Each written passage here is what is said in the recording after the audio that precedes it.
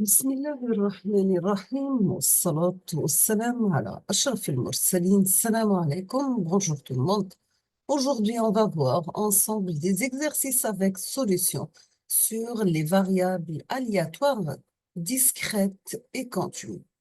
On va commencer par l'exercice numéro 1. Dans cet exercice, donc, soit les variables discrètes suivantes, vous avez les variables sont dans les tableaux ci-dessous.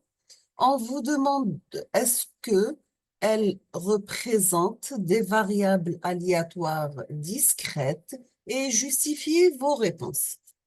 On va commencer par les premières variables aléatoires. Nous avons pour x égale à moins 2, p de x égale à 0,3.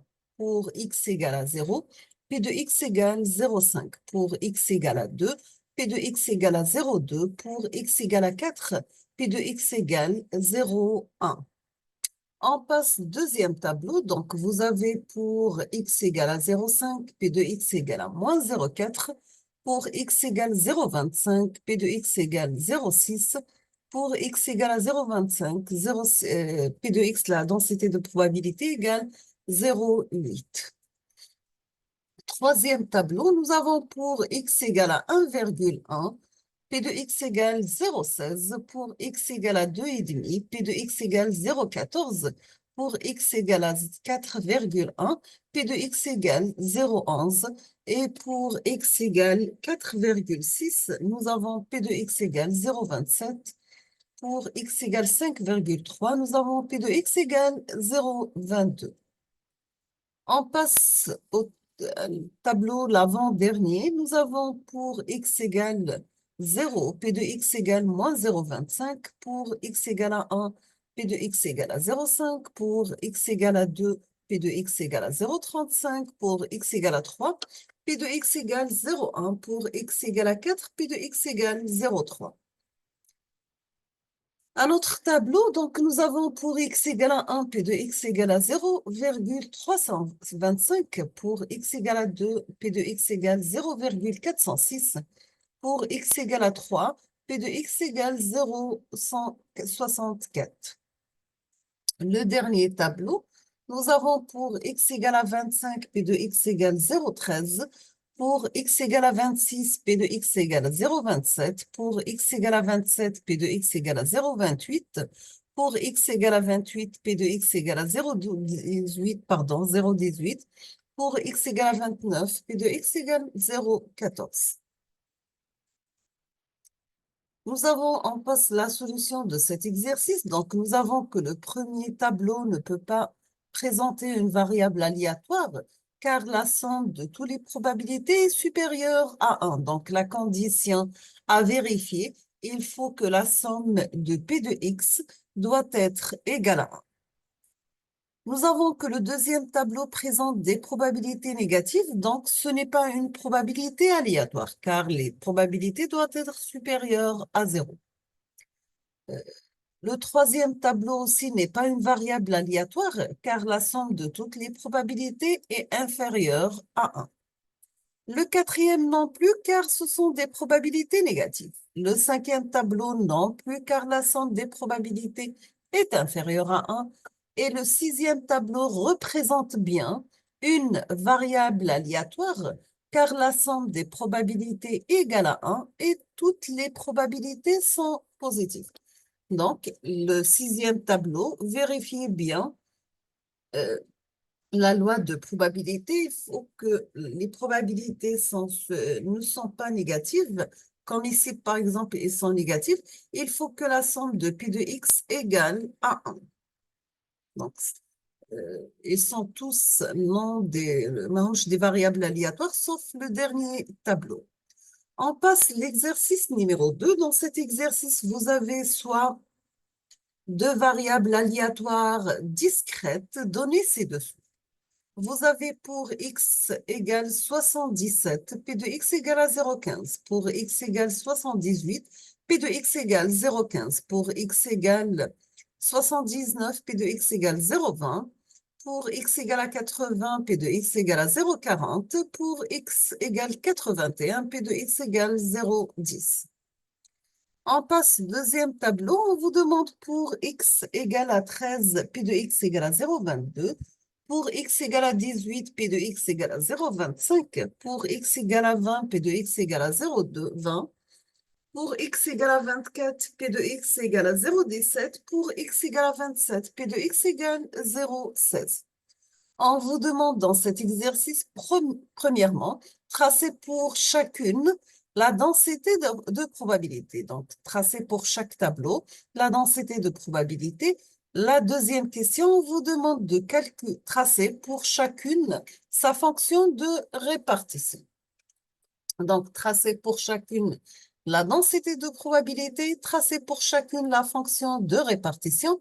Et on vous demande la troisième question. Donc, on vous demande de calculer pour la première variable aléatoire, P de 80, P de x supérieur à 80 et P de x inférieur ou égal à 80. Quatrième question, on vous demande de calculer pour la seconde variable aléatoire la probabilité de 18, la probabilité de x supérieur à 18 et la probabilité de x inférieur à 18.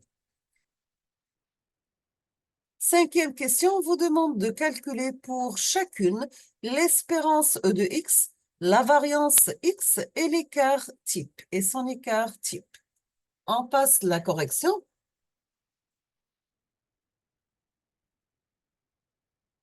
Nous avons pour la première variable aléatoire, nous avons la probabilité de 80 égale à 0,4. Donc, pour 80 égale à 0,4, au-delà de 80 supérieur à 80, donc, on aura la valeur de 0,1. Pour x inférieur à 80, ça sera 0,9.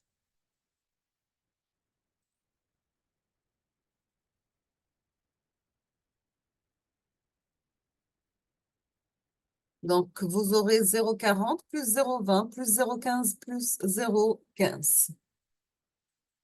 Pour l'espérance E de x, donc c'est la valeur de l'espérance, c'est la somme de x par p de x.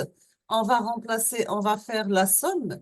Donc, on va multiplier 70 par 0,15 plus 78 par 0,15, 79 par 0,20, 80 par 0,40, 81 par 0,1. Donc, on trouve l'espérance E de x égale 97,15. Pour sigma carré, donc c'est l'espérance E de x carré moins E de x le tout au carré. On trouve après simplification est égal à 1,6275 et l'écart type, c'est la racine carrée de sigma au carré. On obtient 1,2359. On passe pour le deuxième tableau. Donc, on trouve la probabilité des 18 égale à 0,25. Donc, on revient au tableau. 18, c'est 0,25. Au-delà de 18, supérieur à 18, donc c'est 0,53, donc ça sera 20, 0,20 plus 0,17 plus 0,16. Et inférieur à 18, c'est 47, donc c'est 0,22 plus 0,22 plus 0,25.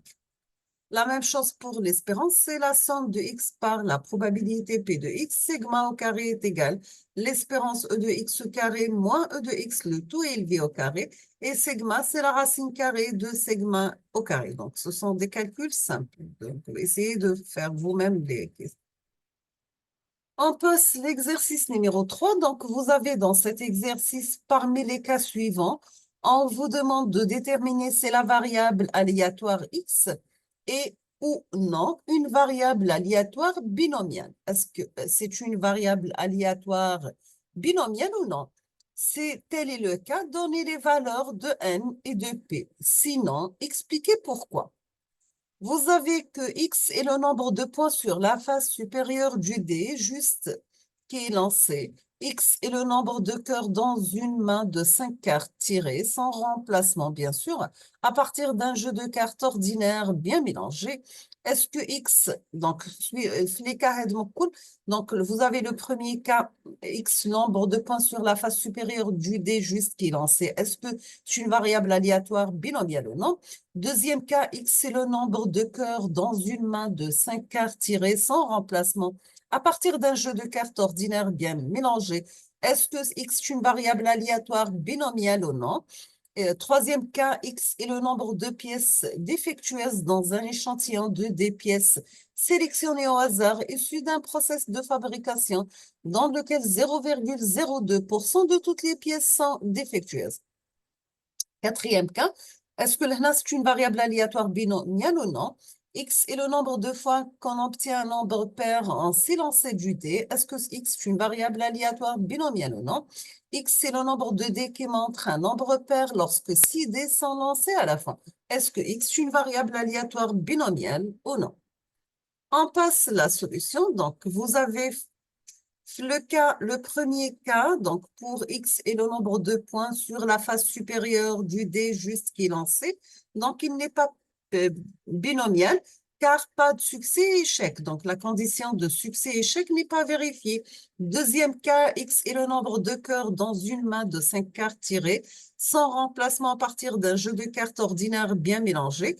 Donc, il n'est pas binomial car les essais ne sont pas indépendants.